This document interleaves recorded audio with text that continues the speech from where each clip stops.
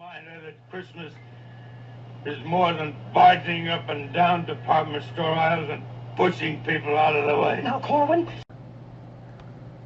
That is just a small peek at an episode of the Twilight Zone called The Night of the Meek. So why does it make up the first day of my 12 nights of Christmas? I do want to apologize for this being a little late, but Friday was a little tougher than you would think. I do work for a living. So anyways, was it good? Heck yeah! This is one of those rare episodes that comes around once every once in a while, and it is totally worth it. The episode has so much going for it. I mean, think about it. You just saw in a 9-second clip how serious this Santa is about all these kids bitching and whining about crap. This Santa, by the way, actually made the best list of the Nostalgia Critic's Santa Clauses, which, by the way, is a pretty surprising list. I really do recommend you check that list out. But here's the thing. There are not one, but two versions. Yes, two versions of this Christmas special. And you know what? They're worth everything. I've seen them, and they are actually really good. In fact, dare I say it, they could turn these into motion picture films, and they would be great on their own. Sure, they would need to be longer than 30 minutes, but you know what? I'd sit through it happily. The story is told so well from, how do I say this, such a great perspective. You have this down-and-out mall Santa, for crying out loud. Well, technically in this one he's a department store Santa, but, you know, go figure. Anyways, this is a guy who sees all these brats, people who are getting more than they deserve, more than they need for Christmas. There's no urgency, there's no impressions, of stuff that's really needed. And you can kind of feel that his Christmas spirit is kind of just been crushed a little bit. It's still there, but, it's not been the best. I feel for the guy. This is why I think we like characters like this, or even, dare I say it, the bad Santas, or even, dare I say, the Grinch. There's just something about them that screams, here I am, here's this holiday, and here's these people who can go shove their heads up my rear, my, can't even say the word right, my rear end. Basically, it's that bad. And that's what makes this special so good. Here's the thing, though. It's not your usual Twilight Zone, or even, dare I say, kind of like The Outer Limits, with the usual unique kind of twist. No, it doesn't need to be. This was a Christmas episode, written by Rob Sterling himself, from what I understand. Now, let's be fair here. There are two versions. They have, the core primary is still there. I mean, I'd say 80 to 90% is still the same, just adjusted for the time period. One was like in the 60s, the other is in the mid-90s. No, actually I should say the mid-80s from the looks. But they're really well done. You have the department store clerk, Mr. Dundee. You have the Santa Claus. You have his neighborhood, which has been through better times. In fact, that's one thing I really like. And it doesn't matter which version you watch. This is worth plopping down some money for and popping up and seeing. Now, as much as it pains me to say, the chances of you seeing the original episode in its entirety without any problems is going to be a little harder. I recently did a YouTube search, and it's not good. The original is almost nearly impossible to see in its entirety without something missing, copyright junk. But the 1980s version is for the most part intact. But I gotta admit, I love this. This is so cool.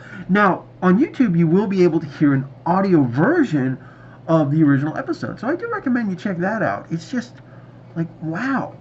This was such a unique episode. First of all, it's one of the reasons it makes this list. I mean, I love it. Here's this down-and-out Santa. He goes home, he's feeling it even more. I don't know what his backstory is, and that's one thing they don't tell you in either version. I would love to know what has made this guy so down and out. Why does he feel this way? What has happened to him? Little things like that can make this a totally different story. But no, we aren't given that. But he eventually takes some garbage down and finds a bag. It's a little different in each version, which gives out toys. He then goes around his neighborhood. A neighborhood that, by the way, really needs the Christmas spirit more than you can imagine. I mean, just more. And you see people just enjoying it. It's such a great thing. Now, I've had more with the remake than with the original to see just because of things. And to be fair, it was great. No matter what, this was such a beautiful, well done show. It worked so well. And I love that, you see this neighborhood that was so dead and dark. I mean, they're lucky to have Christmas carolers, for crying out loud. And then he gets this bag, and all of a sudden, his former boss, who I believe fired him, is coming through, and wow, just look at this. I mean, the neighborhood has Christmas lights everywhere. People are singing Christmas carols. People are having parties. People are taking presents home. Many cases, things they, that need to lift up their spirits, or quite literally, they need for everyday points. I mean, there's one scene where there's a lady inside the store, and she's doing stuff. Oh, I forgot, a different person. That lady I don't want to talk about because she's a pain in the butt, her kid. But there's this one woman who comes up. He's in the full Santa gear. He's got the beard and everything on, and he's like, "What do you need?" It's like, "Well, I don't want anything. I just need something to help me get up for work." Frickin' brand new alarm clock pops out, and I do mean brand new. This is what makes it so special. There are people who need this emotional support, or they need something physically to do stuff. There's kids with baseball bats and stuff. This is Christmas we're talking about. And he's literally being Santa. He's giving this happiness away. And then, of course, Dundee comes and, he's like, "You've stolen all this." And then, boom, receipts pop up. All this other stuff pops up. This, that. It's just so cool. And both episodes are so surprising. And then at the end, the exchange is a little different between, it's either this one dude who wanted this pipe that he saw back in the Navy, or this other dude who, the actual Dundee person in the remake. And at first he's trying to figure it out. And then, he's, in the remake, he's holding literally the receipts from his department store because he thinks they've all been stolen. And then they just vanish right in his hand. It's a little cheesy of effect, but this was some of the best effects in this show. I mean, this show was really just done live in camera with trick bags and stuff. I mean, this is pretty cool. And then I love how he's like, "None of this came from your store."